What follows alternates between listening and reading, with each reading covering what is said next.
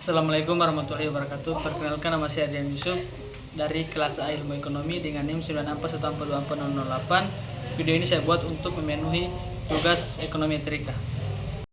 Baik, pertama-tama saya akan menjelaskan apa itu multikolinearitas, penyebab multikolinearitas, dan dampaknya. Baik, multikolinearitas korelasi antar variabel independen. Multikolinearitas merujuk pada kondisi di mana terjadi korelasi linear yang kuat atau sempurna di antara dua atau lebih variabel independen prediktor dalam model regresi. Ini bukanlah pelanggaran terhadap asumsi model regresi mengenai galat, melainkan masalah yang melibatkan struktur data dari variabel penjelas. Penyebabnya seringkali bersumber dari sifat data yang dikumpulkan, misalnya dalam data ekonomi, pendapatan dan konsumsi cenderung bergerak bersamaan, atau dari kesalahan spesifikasi di mana variabel yang secara konseptual atau definisi sangat tumpang tindih dimasukkan secara bersamaan. Meskipun multikolinearitas tidak membuat estimasi koefisien OLS menjadi bias atau tidak konsisten, dampaknya sangat merusak inferensi statistik dan interpretasi model. Dampak paling signifikan adalah peningkatan drastis pada kesalahan standar error dari koefisien yang terkena, yang membuat nilai T statistik menjadi kecil. Konsekuensinya, sulit untuk menolak hipotesis nol, sulit menyatakan variabel tersebut signifikan, bahkan ketika variabel-variabel tersebut secara kolektif menjelaskan variabel independen dengan baik. R2 tinggi. Selain itu, koefisien yang terkena multikolinearitas menjadi sangat tidak stabil dan sensitif terhadap perubahan kecil pada data, bahkan bisa menunjukkan tanda yang berlawanan dengan teori ekonomi atau logika yang diharapkan. Baiklah, itulah penjelasan singkat dari saya tentang multikolinearitas. Berikut kita masuk ke cara pengolahan datanya.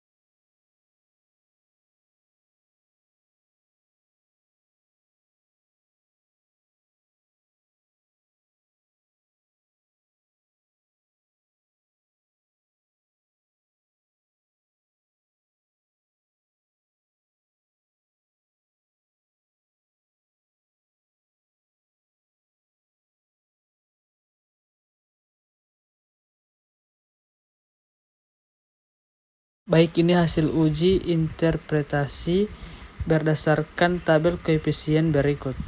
Hasil analisis menunjukkan bahwa nilai konstanta sebesar 17.015 dengan nilai signifikasi sebesar 0,0.397.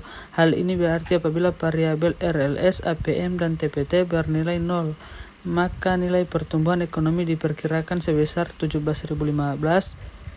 Namun karena nilai signifikasinya lebih besar dari 0,05, maka konstanta ini tidak signifikan secara statistik. Selanjutnya, variabel rata-rata lama sekolah memiliki koefisien regresi sebesar min 2.596 dengan nilai T sebesar min 0.758 dan nilai signifikasi 0.466. Hal ini menunjukkan bahwa setiap kenaikan satu satuan pada rata-rata lama sekolah akan menurunkan pertumbuhan ekonomi sebesar 2.596 satuan.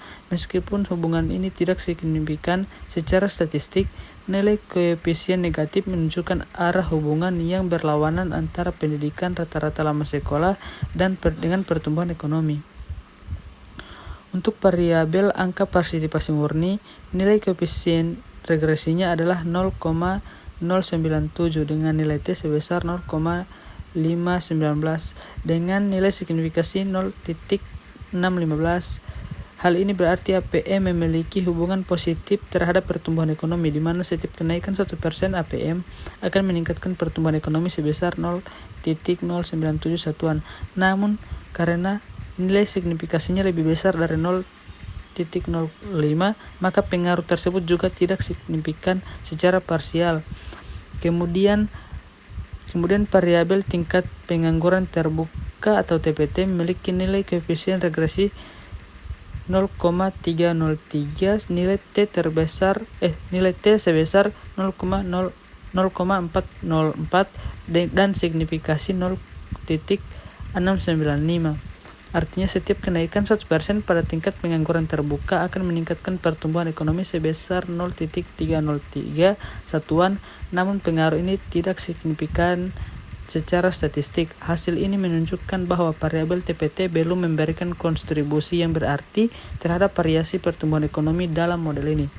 Berdasarkan nilai standar DIGS, koefisien variabel rata-rata lama sekolah memiliki nilai beta tertinggi secara absolut, min 0,415, diikuti oleh angka partisipasi murni 0,285 dan tingkat pengangguran terbuka 0,124. Ini menunjukkan bahwa di antara ketiga variabel rata-rata lama sekolah memiliki pengaruh relatif paling besar terhadap pertumbuhan ekonomi, meskipun pengaruh tersebut negatif dan tidak signifikan.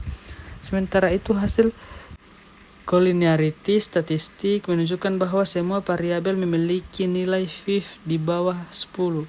RLS sama dengan 3,252, APM sama dengan 3,267 dan TPT sama dengan 1,012. Dan nilai toleransi di atas 0,1. Hal ini berarti tidak terdapat masalah multikolinearitas antar variabel bebas, sehingga model regresi dapat dikatakan layak digunakan untuk analisis lebih lanjut. Secara keseluruhan, hasil ini menunjukkan bahwa ketiga variabel independen rata-rata lama sekolah, angka partisipasi murni, dan tingkat pengangguran terbuka tidak berpengaruh signifikan secara parsial terhadap pertumbuhan ekonomi. Namun demikian, arah koefisien yang berbeda menunjukkan adanya variasi hubungan di mana pendidikan dan pengangguran menunjukkan pengaruh yang berlawanan arah, sedangkan partisipasi pendidikan memiliki arah hubungan positif dengan pertumbuhan ekonomi. Hal ini mengindikasikan bahwa faktor-faktor lain di luar model ini seperti investasi, produktivitas, dan kebijakan pembangunan ekonomi kemungkinan lebih dominan dalam memengaruhi pertumbuhan ekonomi.